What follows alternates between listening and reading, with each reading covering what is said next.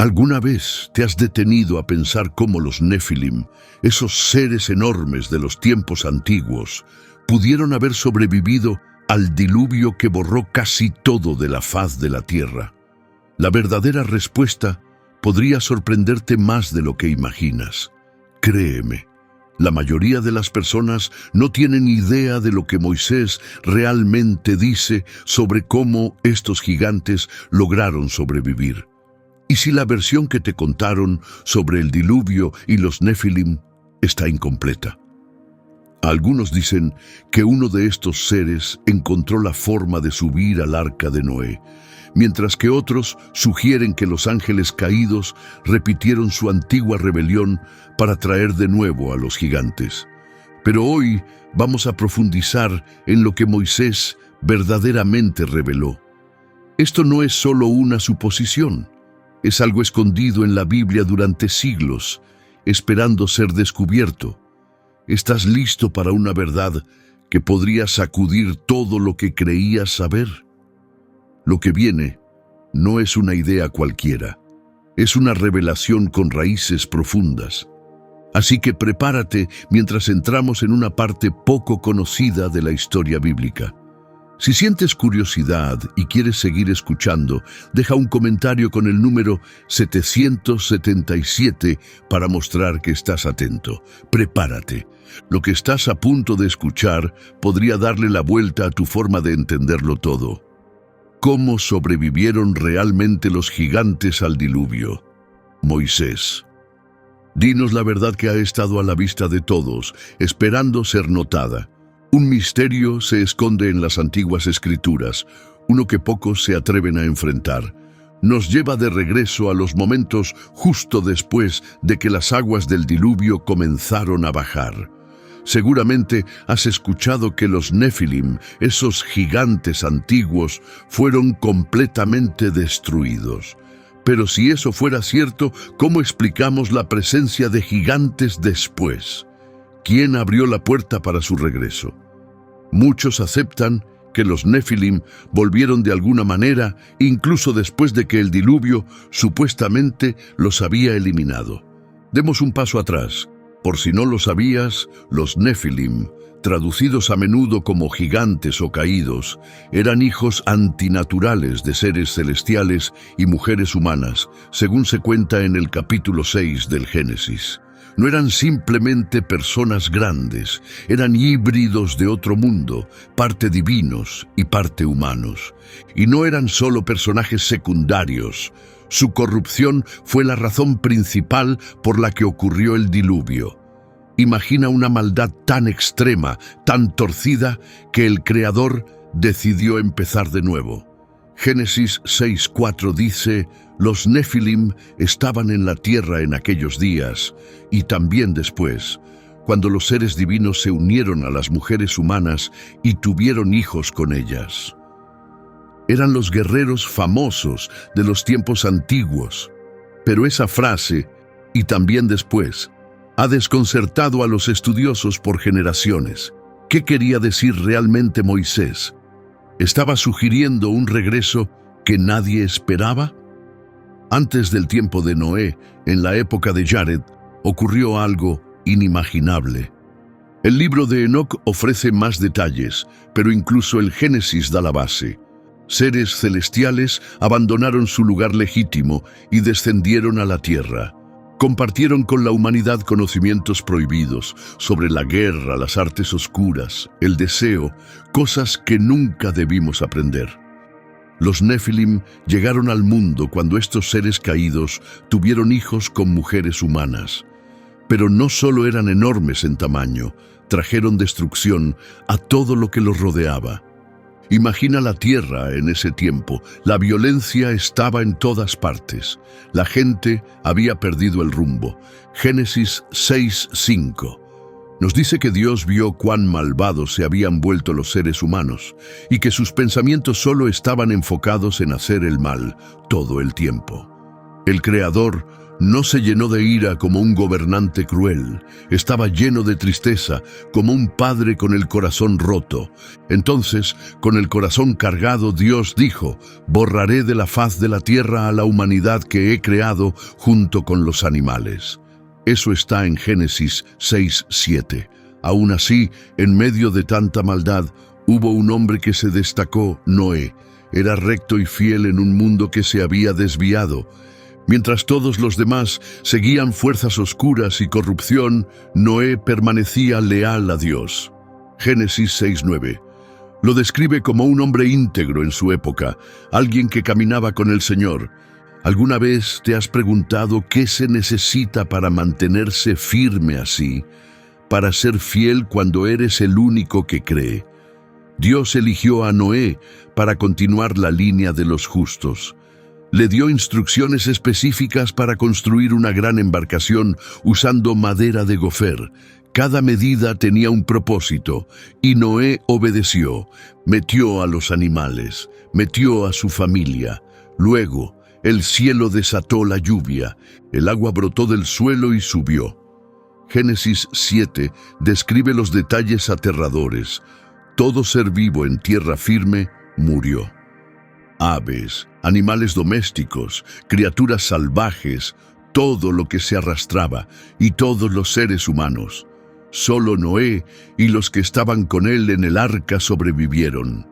El mensaje es claro: nada fuera de esa embarcación de madera, construida con fe, logró sobrevivir. Cada animal, cada aliento de vida, cada ser malvado, o al menos eso es lo que nos han contado. Aquí está el problema. Si el diluvio realmente acabó con toda la vida, especialmente con los gigantes, entonces, ¿por qué volvemos a saber de ellos unas generaciones después? ¿Cómo es que, cuando Moisés guía a los israelitas cerca de la tierra prometida, se enfrentan de nuevo al mismo tipo de seres que supuestamente habían sido eliminados? En Números 13:33, los exploradores informan lo que vieron en Canaán. Gente enorme, descendientes de los antiguos gigantes. Dijeron: nos sentíamos como insectos frente a ellos, y así nos veían ellos también. Imagínalo. Hombres fuertes, preparados para la batalla, abrumados por el miedo solo al ver a estos gigantes. ¿Puedes sentir su terror? Si hubieras estado en su lugar, mirando hacia arriba a esas figuras enormes, ¿habrías pronunciado palabras de valentía? ¿O también te habrías rendido diciendo: no podemos con ellos? Otra versión lo expresa así: vimos allí a los Nefilim, los anaquitas descienden de ellos. Ese nombre, otra vez, Nefilim. Estos no eran simplemente humanos altos, ni otro tipo de personas. Eran parte de la misma línea de sangre oscura. Y ahora se presenta una gran pregunta: ¿de dónde salieron estos gigantes? Si Dios realmente los había destruido, ¿quién se atrevió a traerlos de vuelta? ¿O será que nunca desaparecieron del todo?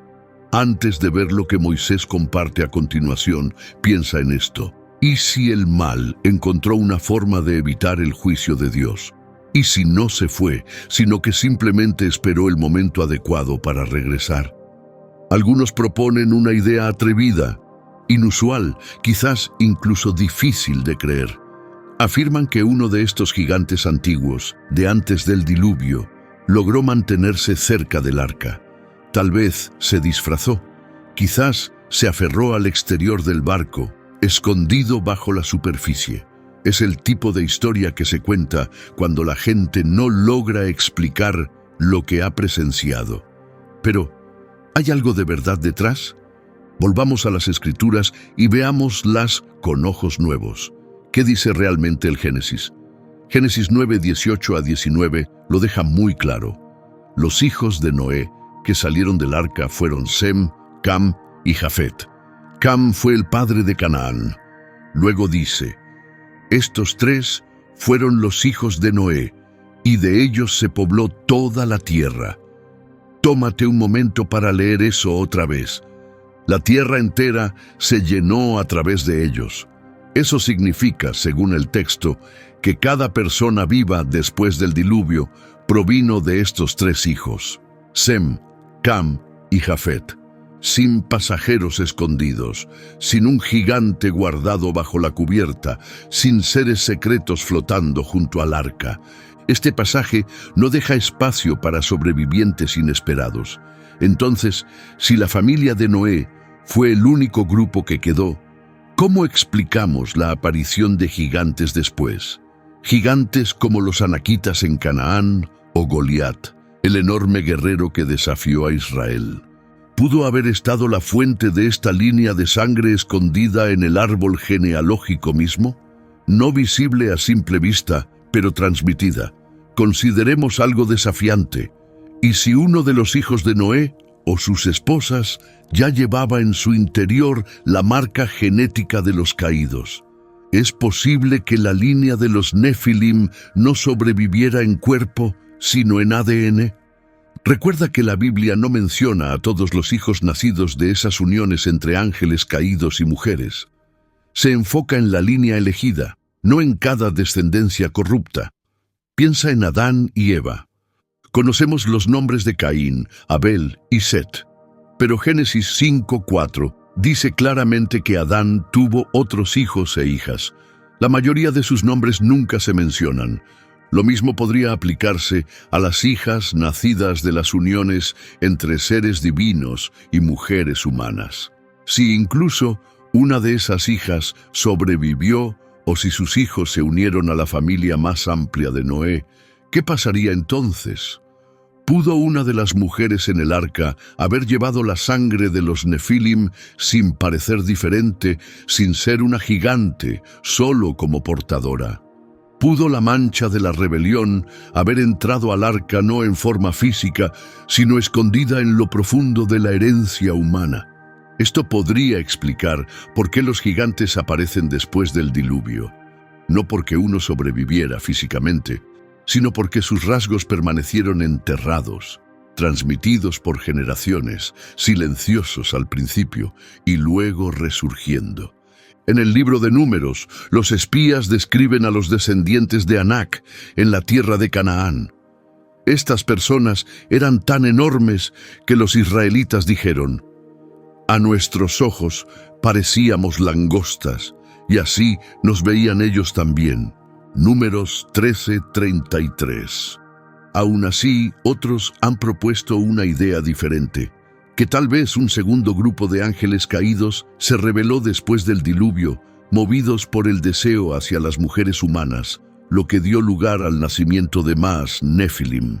Pero incluso esa sugerencia comienza a desmoronarse cuando observamos de cerca otra fuente antigua. El libro de Enoc, un escrito judío respetado que incluso se menciona en Judas 1:14, nos da una historia poderosa.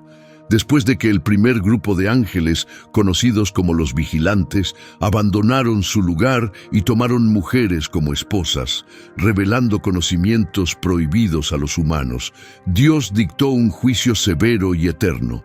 Estos ángeles fueron encadenados en la oscuridad, sellados hasta el día final. Aún más impactante es la reacción de los seres celestiales ante ese juicio.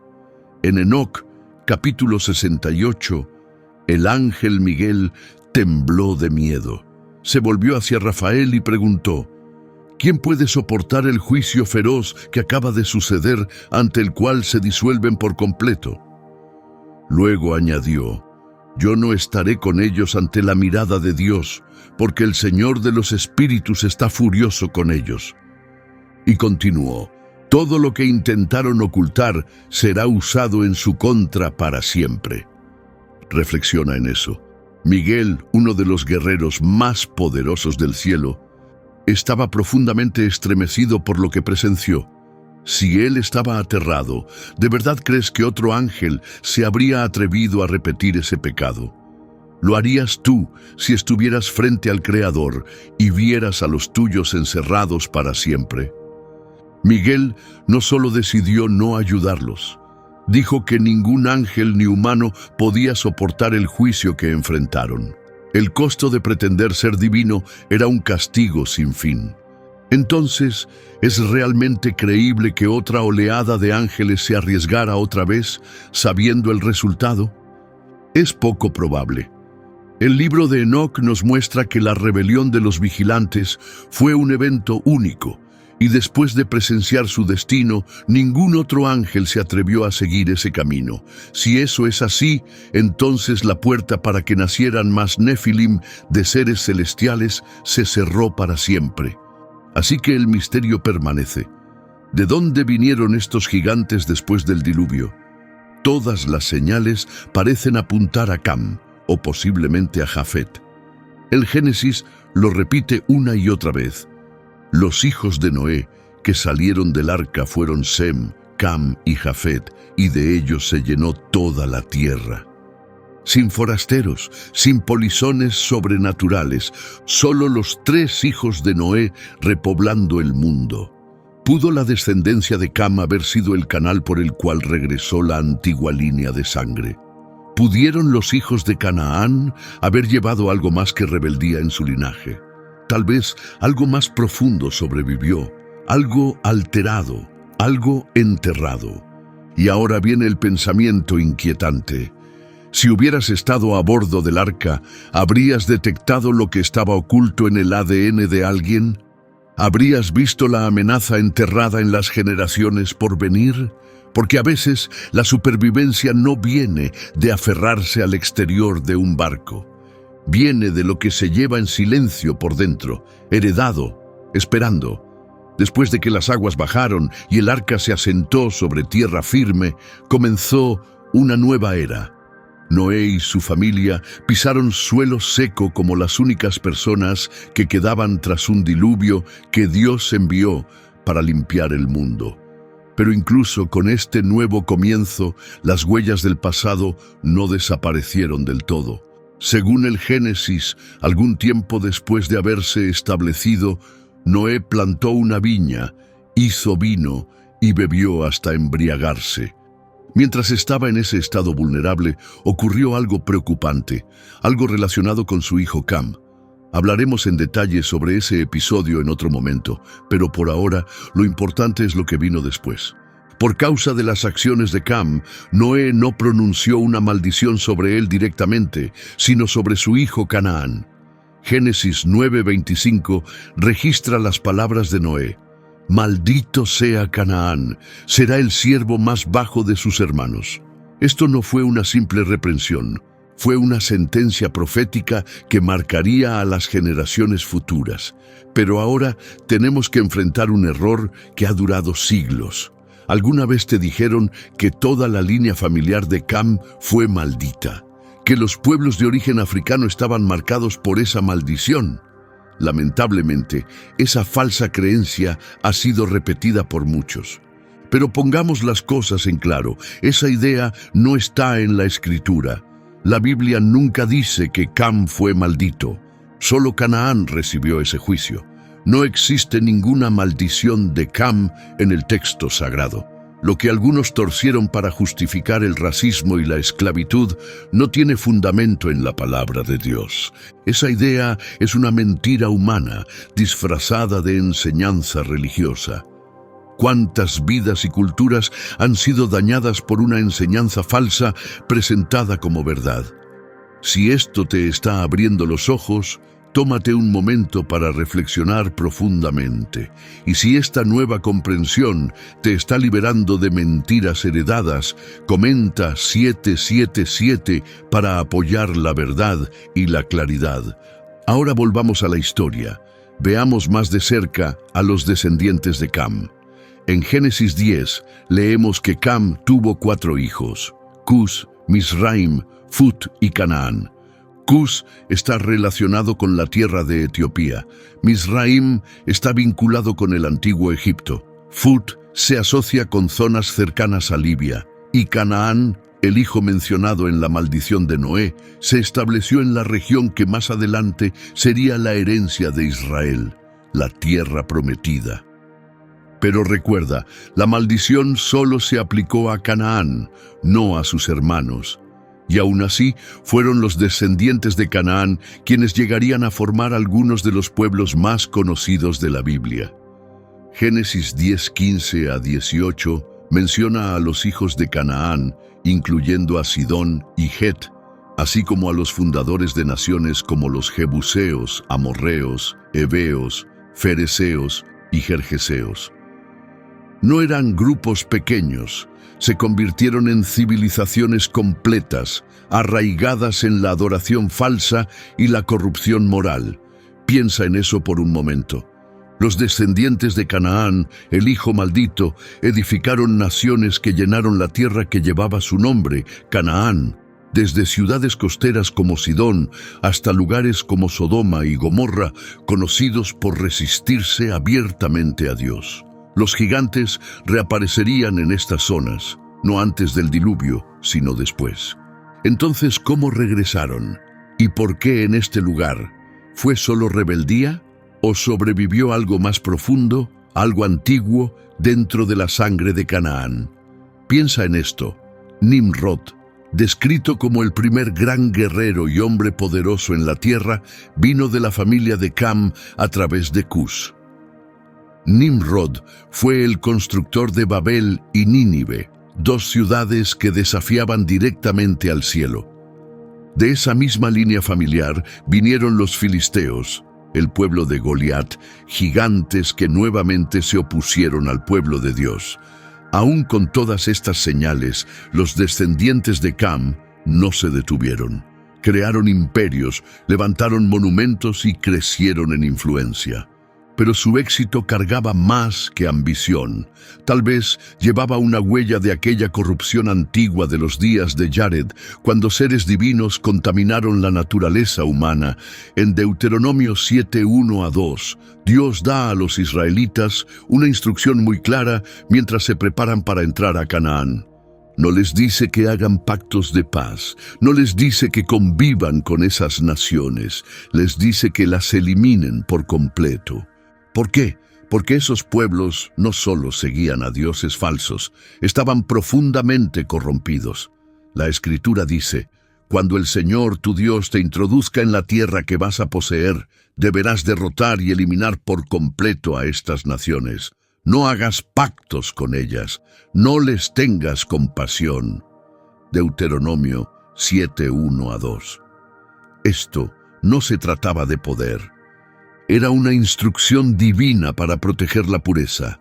El pueblo de Israel estaba por entrar en una tierra empapada de rebelión que se remontaba a muchas generaciones atrás. Una tierra donde el pecado había llegado a su punto máximo.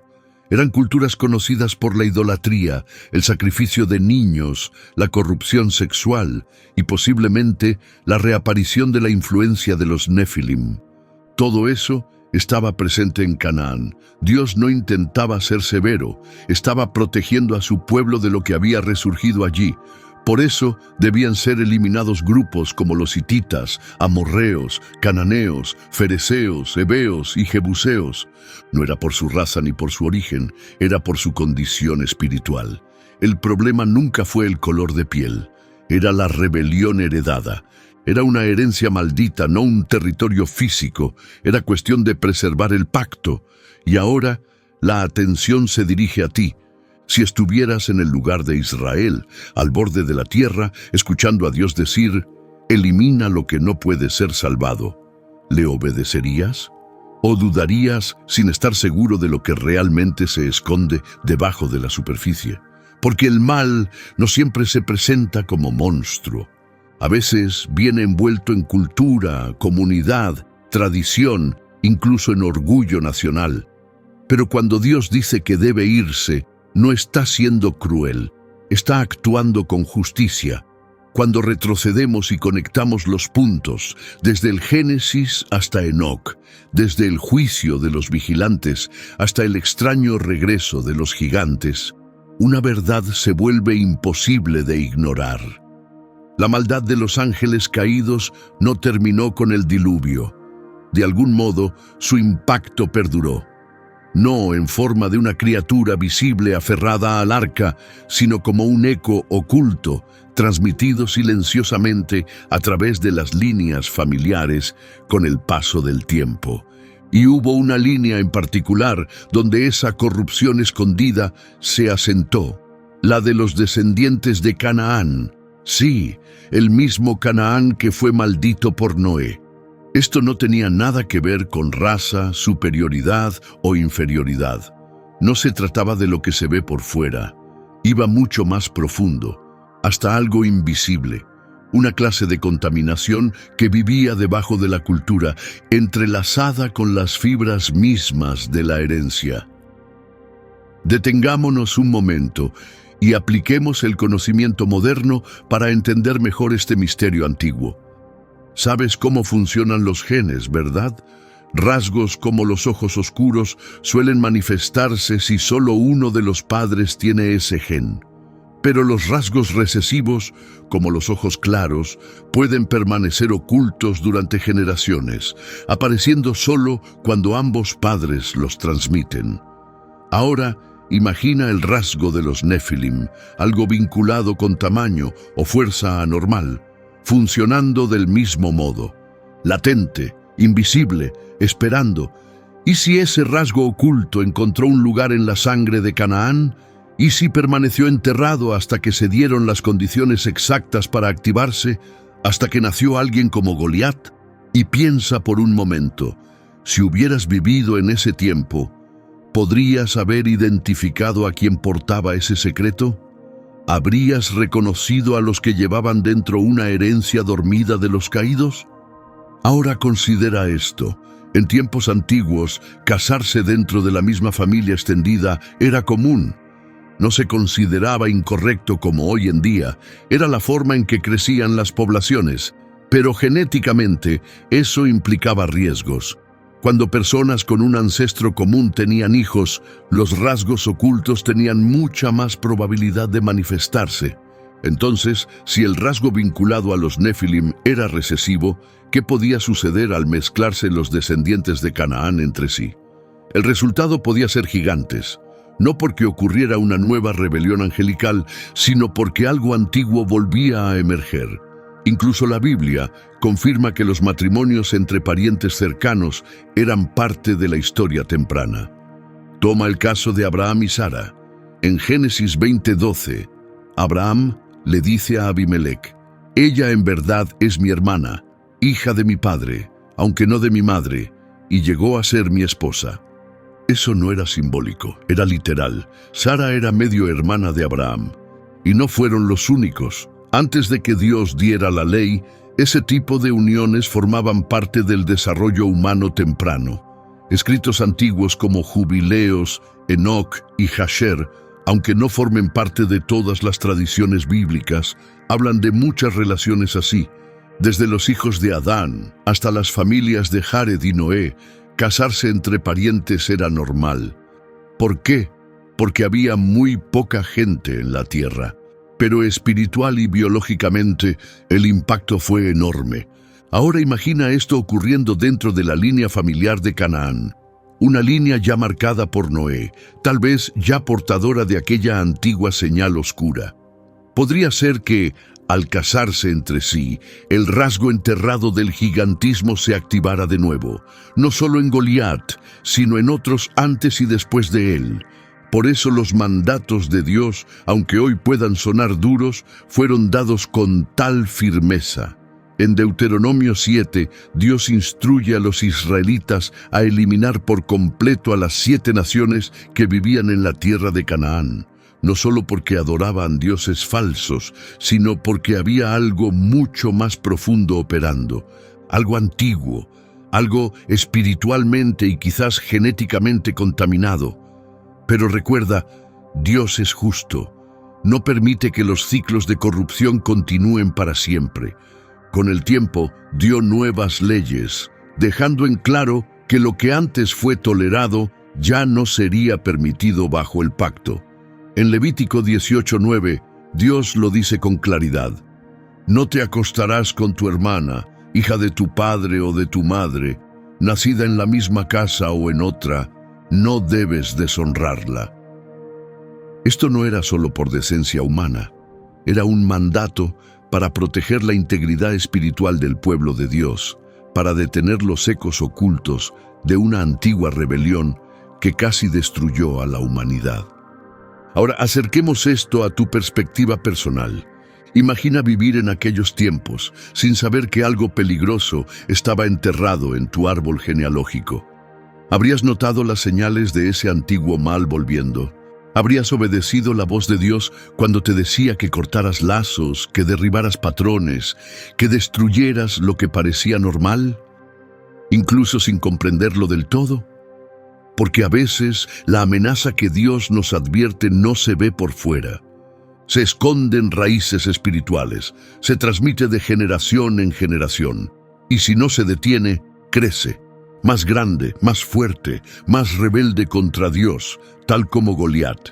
Seguramente conoces la historia de David y Goliat, pero ¿alguna vez te has detenido a preguntar de dónde venía Goliat? No solo del campo de batalla, no solo de la ciudad de Gat, sino de su ascendencia, de su linaje, de sus orígenes. La Biblia revela algo que muchos pasan por alto. Goliat era descendiente de Cam. Veámoslo directamente en la Escritura. En 1 Samuel 17:4 lo encontramos. Salió un campeón del campamento filisteo. Su nombre era Goliat de Gat. Medía más de 9 pies de altura.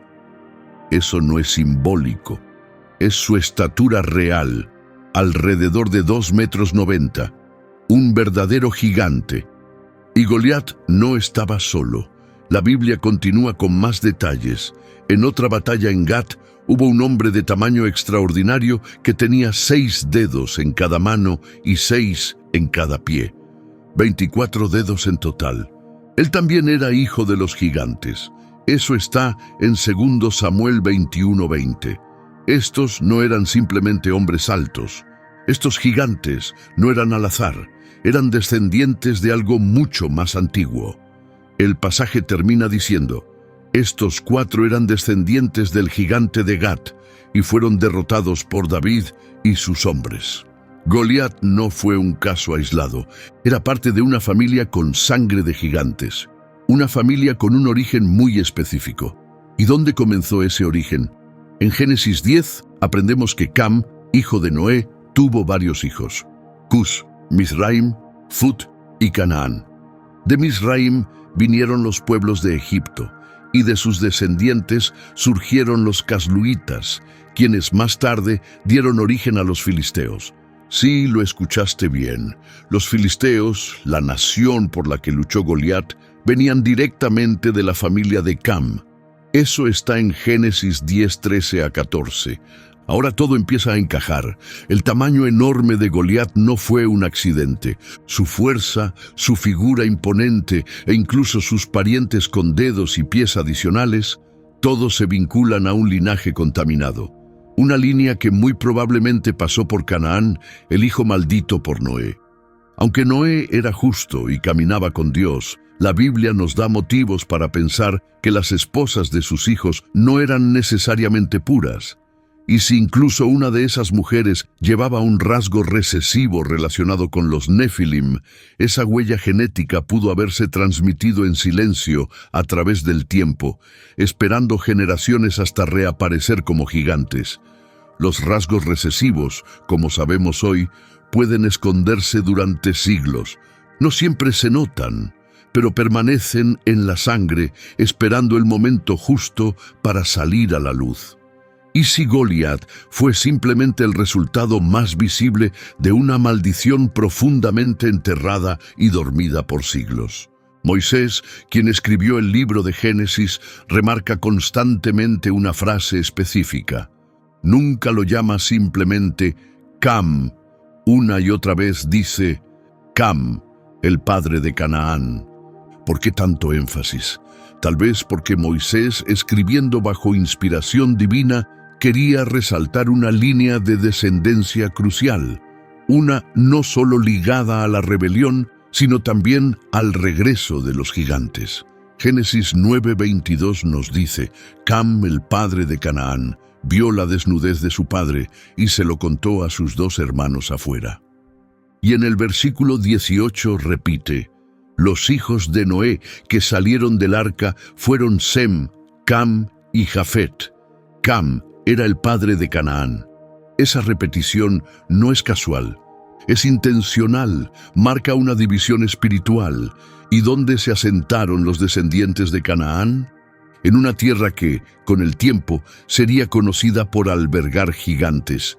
Los anaquitas, los semitas y los refaítas, todos grupos descritos como anormalmente grandes, amenazas para Israel y obstáculos para entrar en la tierra prometida.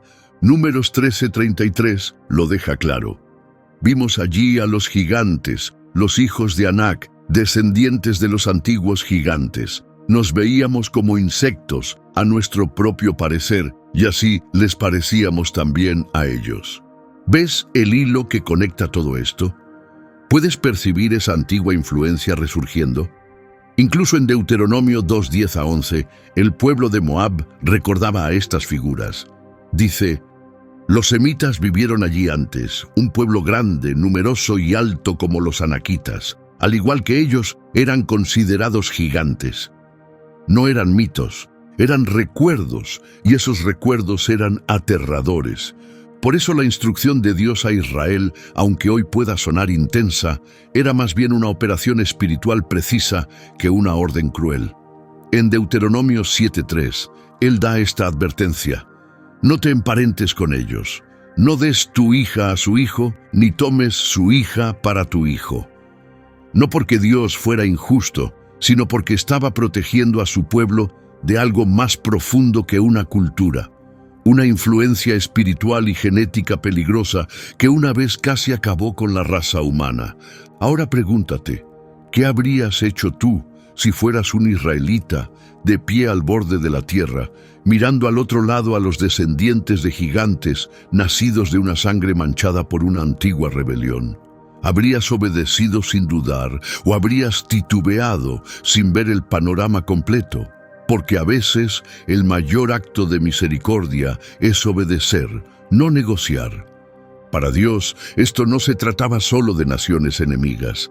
Era sobre legados heredados, propósito divino y evitar que el mundo volviera a caer en la oscuridad. ¿Pero qué significa todo esto para nosotros hoy? Nos muestra que el mal no siempre tiene una cara evidente. Algunos gigantes no llevan armas, viven en silencio, en patrones antiguos, en rasgos escondidos, en decisiones heredadas. Los gigantes que enfrentas hoy quizás no se llamen Goliat, tal vez se llamen miedo, adicción, heridas generacionales, hábitos silenciosos que mantienen tu propósito encerrado. Y los más peligrosos, a menudo son los que nadie ve hasta que ya es demasiado tarde. Pero aquí está la buena noticia.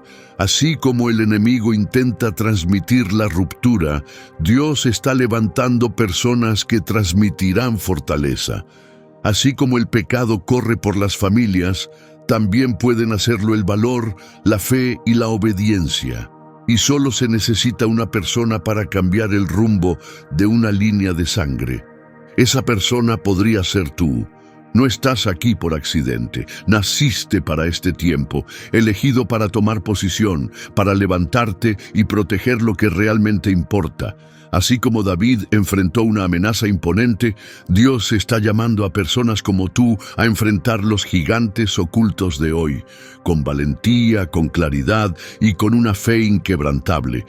Esto no es solo una historia del pasado, es un llamado a despertar, a mirar con honestidad tu propia historia familiar, a romper lo que necesita romperse, a guardar lo que debe protegerse, a dejar de permitir que los gigantes silenciosos crezcan en las sombras, porque si los ignoras, crecerán, pero si te levantas, caerán. Pregúntate ahora, ¿qué he permitido que permanezca cuando Dios me pidió que lo quitara? ¿Qué gigantes espirituales he mantenido vivos llamándolos inofensivos? Si este mensaje abrió tus ojos, tocó tu corazón o te dio fuerza, no te lo guardes. Dale like para ponerte del lado de la verdad. Escribe 777 en los comentarios para declarar que los gigantes en tu vida terminan contigo. Suscríbete para no perderte ningún momento de revelación. Y a todos los que apoyan esta misión con un super thanks. Vemos su corazón y estamos sinceramente agradecidos. Que Dios recompense su generosidad de maneras que no pueden imaginar. Den o no, recuerden esto. Su tiempo aquí tiene propósito. Que Dios abra tus ojos, fortalezca tu espíritu y te dé el valor para vencer a cada enemigo invisible en tu camino. Hasta la próxima, permanece firme, mantente despierto y recuerda, fuiste elegido para esto.